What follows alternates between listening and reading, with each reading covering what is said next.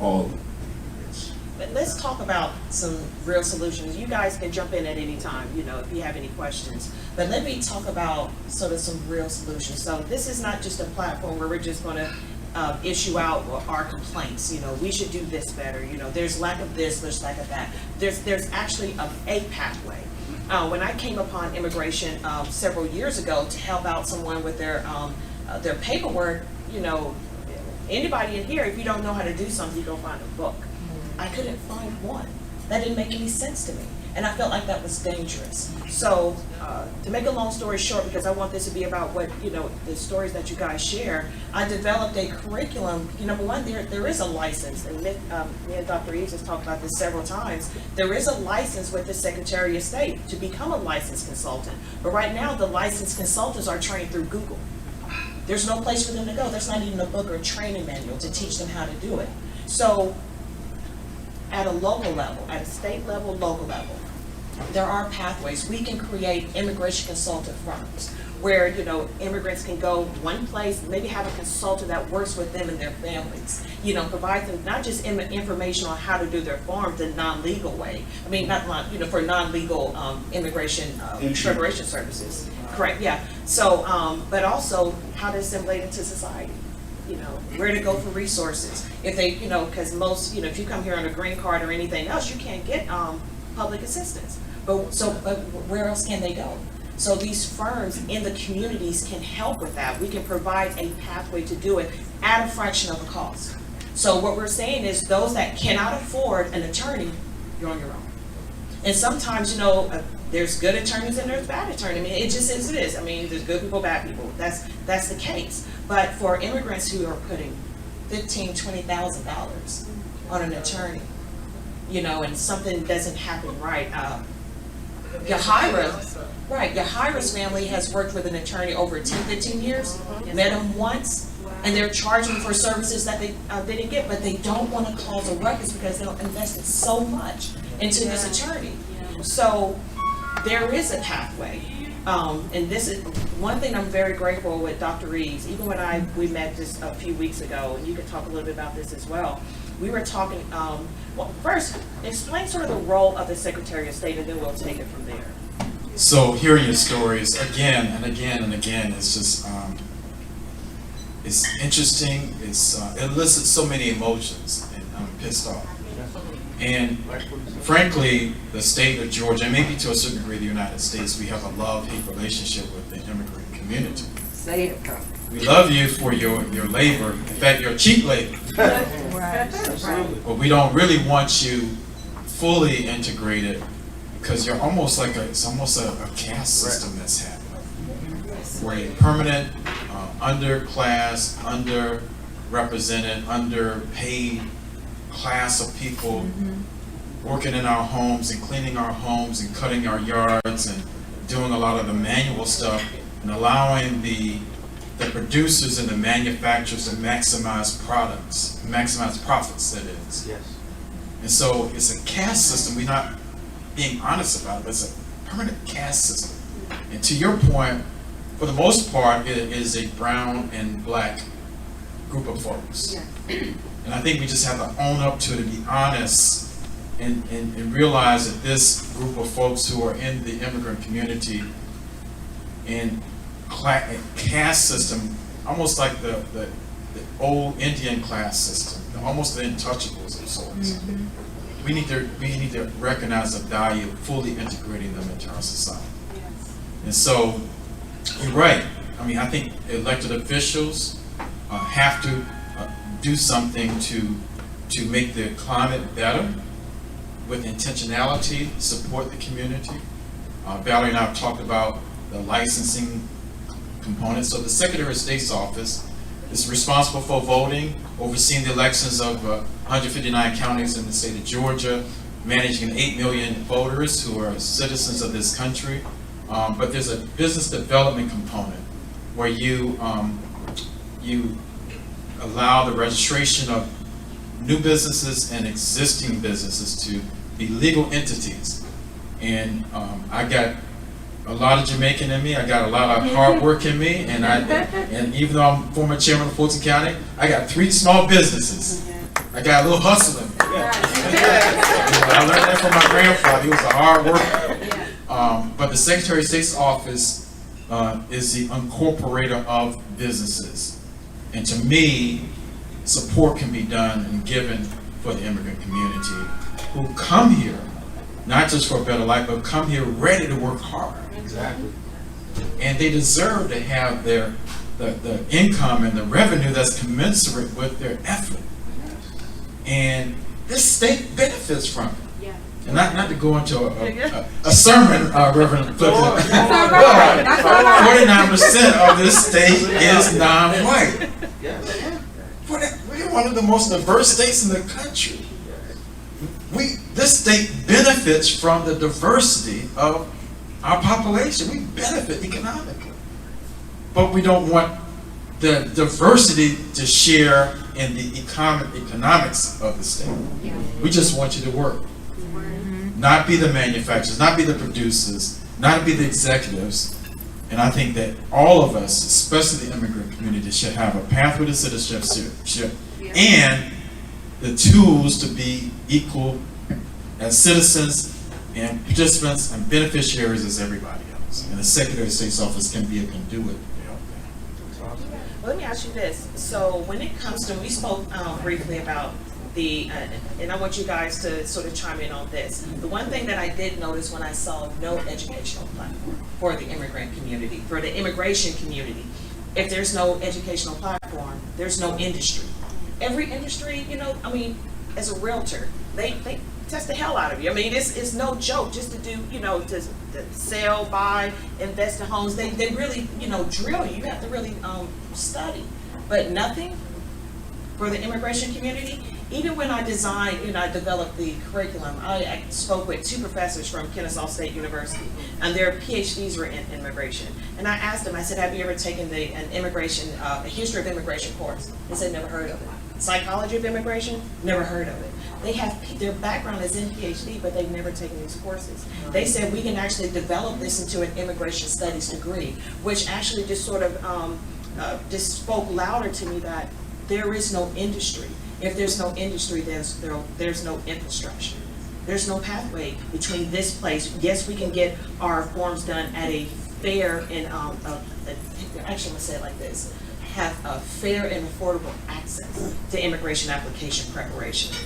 This place will lead you here if you want to learn more. If you're having problems, getting to school, if you're having problems like basic things like getting a tag for your car. Her father spoke about that. So things that are sort of basic to us, like getting insurance, tags, especially when you're undocumented. They pay their taxes and they work hard. So what are your thoughts on, as far as the Secretary of State's office and the development of an industry? Yeah, so I think there's several layers here. One of them is how do you standardize the practices of folks who are there to help the immigrant community get on the path towards citizenship. And so most professions, the construction industry, the plumbing industry, the architectural industry, the medical industry, they have standards. And people who are employed and professionals in that industry have to take continuing education. They have to, so it's designed to bring up, to have a degree of consistency from one doctor to the other. Even though some are a little bit better than others, there's still general standards, minimum standards that they should meet. And in the absence of that, within the immigrant community, you can have anybody who can, who can offer a varying level of services to no services in terms of professionalism. Then also on top of that, you're also susceptible to fraudulent type people who get in it, who don't have any level of accountability. So you want to standardize the whole process of individuals who are certified to work with immigrants to help them. So there should be a certification process to ensure that minimum standards. So I think that's at the most basic level, we can provide support to the community. And also oversight. Yeah, so, and on top of it, the Secretary of State's office has what's called an investigatory unit, so we can go after folks who are fraudulent We go after people who are fraudulent in terms of voting. We go after people who are fraudulent in terms of businesses. And you go after people who are fraudulent in terms of the professional aspect.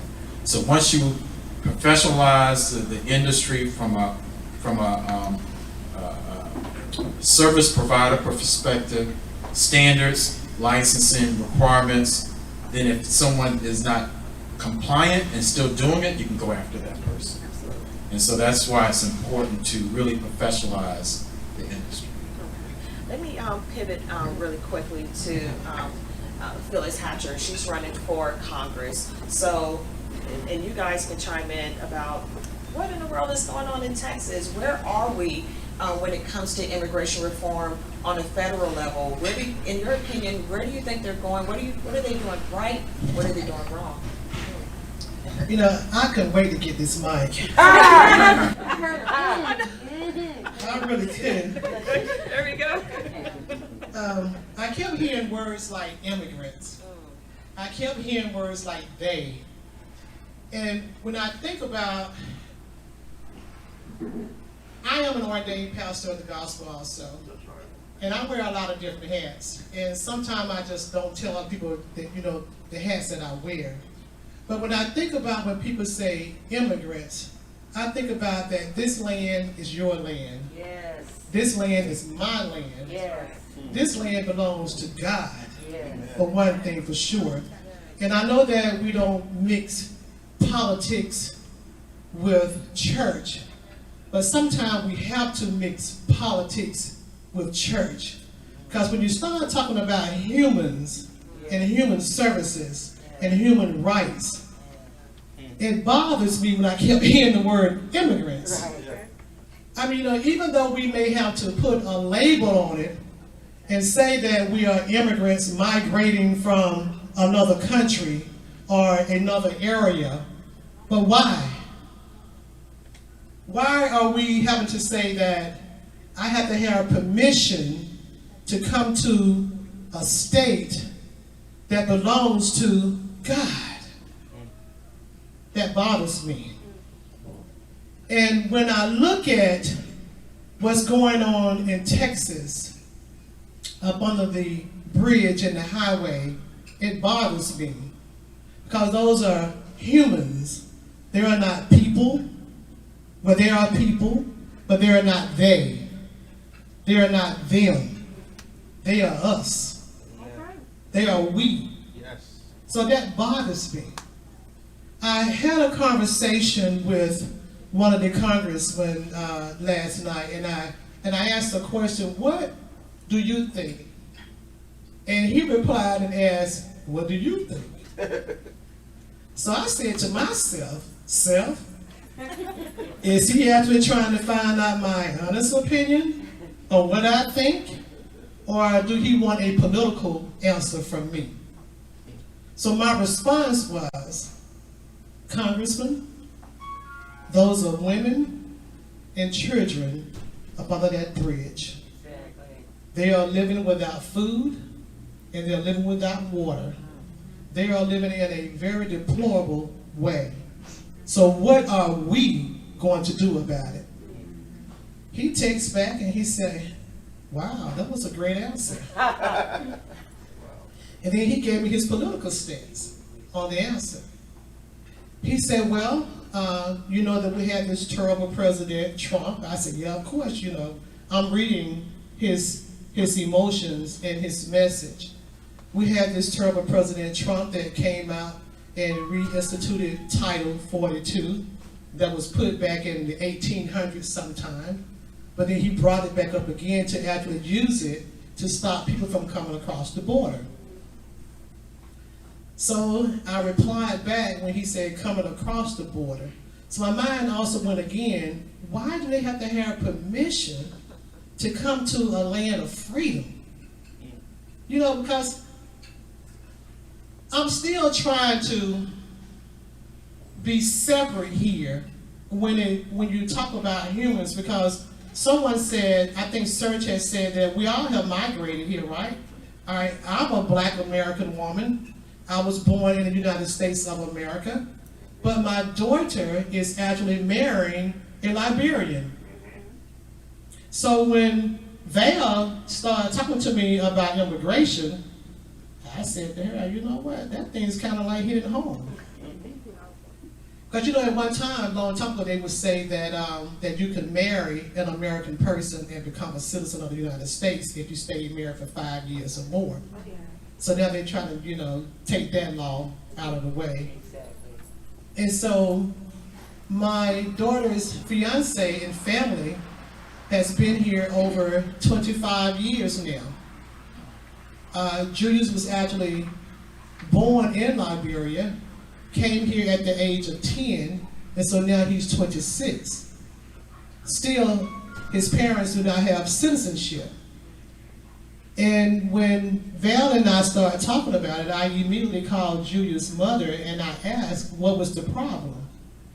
And she said that we have applied and applied and applied. But then there's a $10,000 fee that they have to pay in order to become United States citizens. Now, what can Washington D.C. do about that? I say that Washington D.C. can do a lot about that.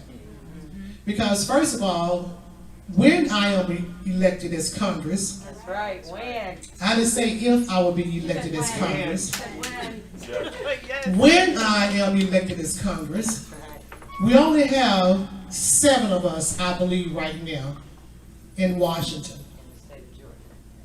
And so, from the state of Georgia. So, of course, we are outnumbered, right?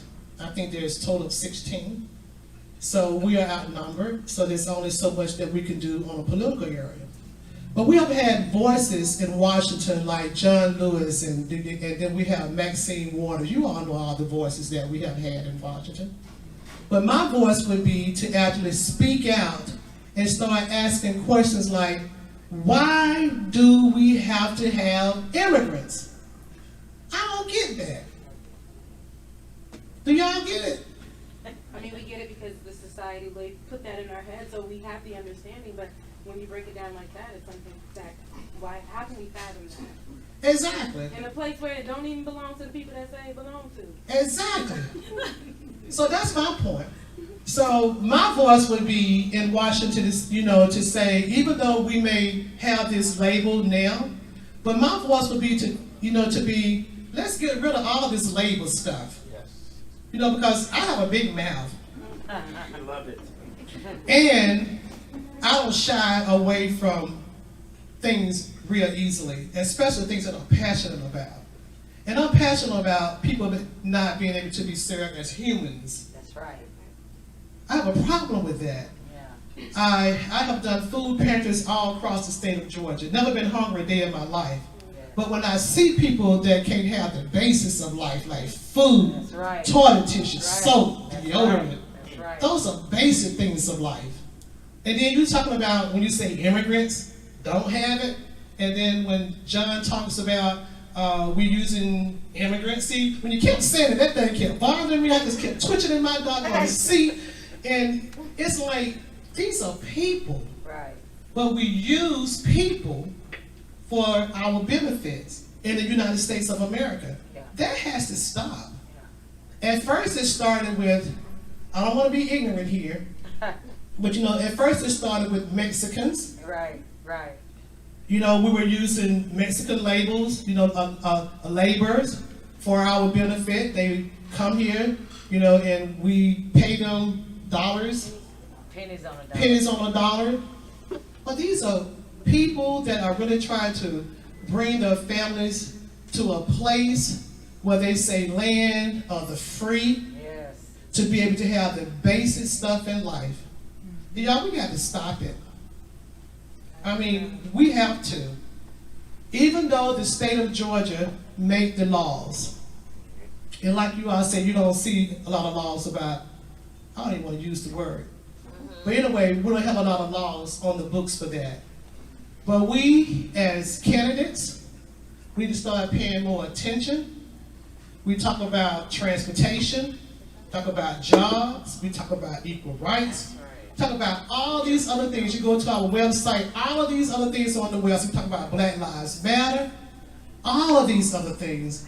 but we don't talk about the people that are trying to come to a place of land of freedom to have the basic life.